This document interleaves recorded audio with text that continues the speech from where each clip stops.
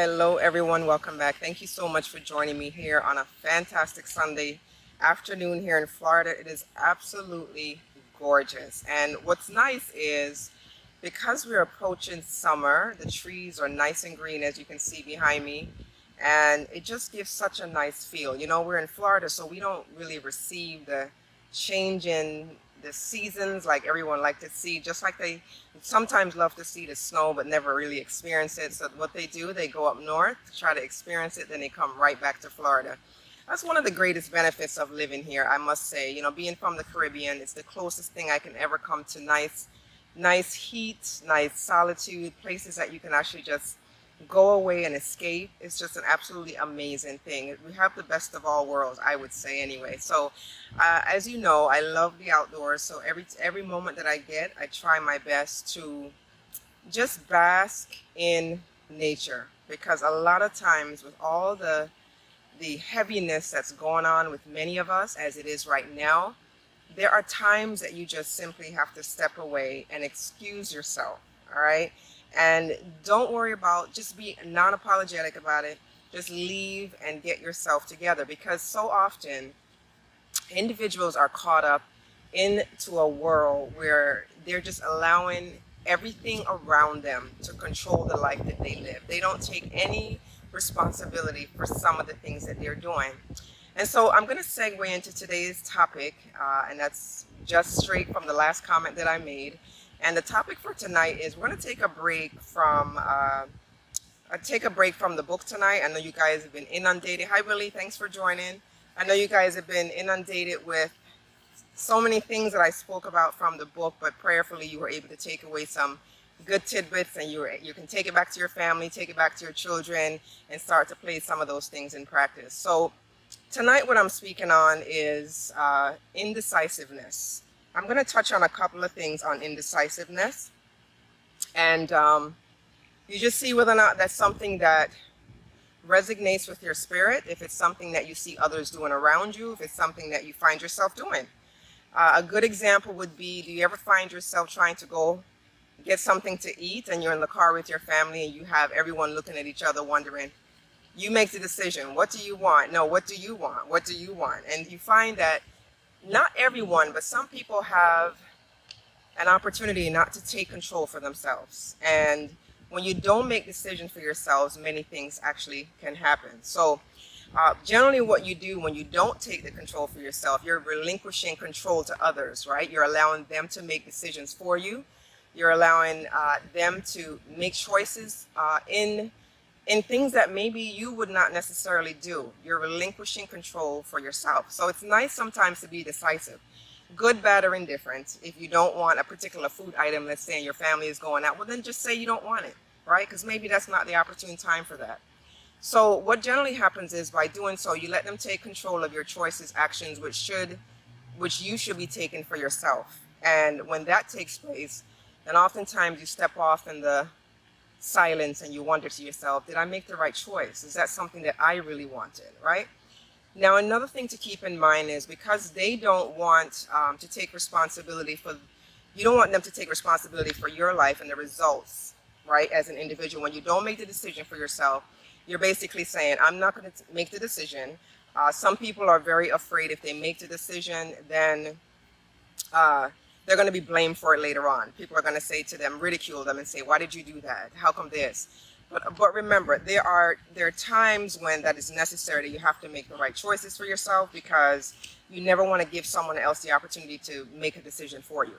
Now, when you're making a decision, a lot of times when you have something in your gut, I don't know if you remember the lives previously that I spoke on, when you're out making a decision for yourself, it doesn't matter how big it is, how small it is. Most of the time, the first feeling that that energy that you feel the first time, that's typically the right choice. All right. And when I spoke on my live before, I spoke about the second brain, and the second brain is your gut. Your gut is the intuition, right? That's that little piece right in your xiphoid process, right above your rib cage, that says, you know what? I'm getting ready to make a decision, but I don't know what it is. I don't know if this is going to be right.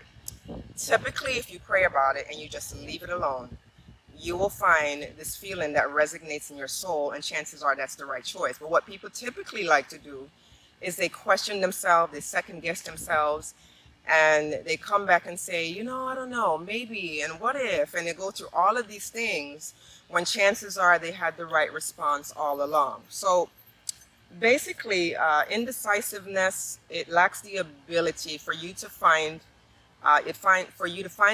the opportunity to make the right decisions for yourself. All right.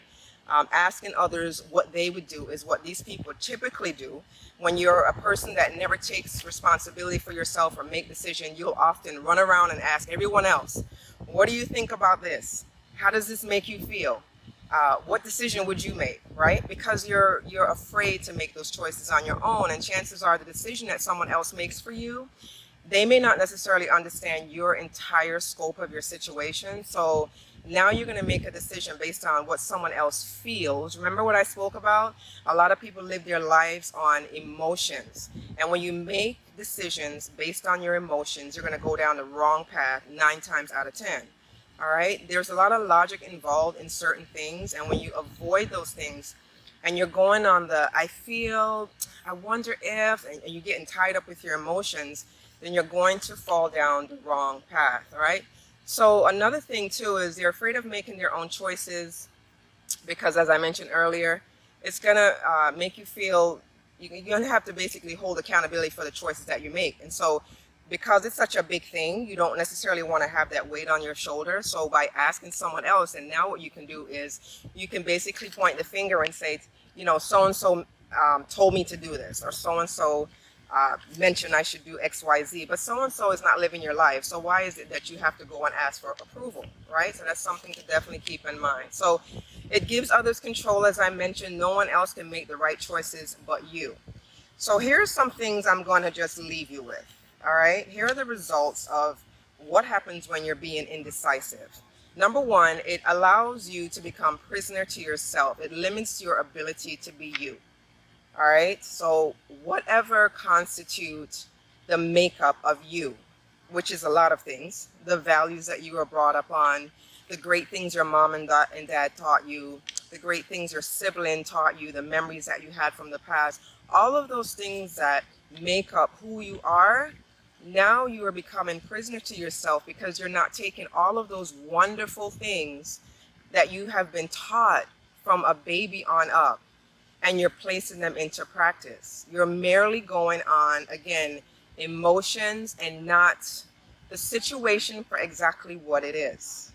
And then the second thing is you're limiting your future opportunities because you're not allowing yourself to be open to change, which can enhance your life based on what you want. A lot of times there's probably something much better on the other side that you're not seeing because you are questioning yourself, you're second guessing yourself, you're going through moments of things that you know you don't need to go through, and you're making excuses. That's just the bottom line. So be very, very aware of that, because there is a saying, you know, when you're making a choice, a lot of times when God is preparing us for something else and we're staying and we're wallowing in whatever it is that we're in right now, we know that it may not be something that's in our best interest.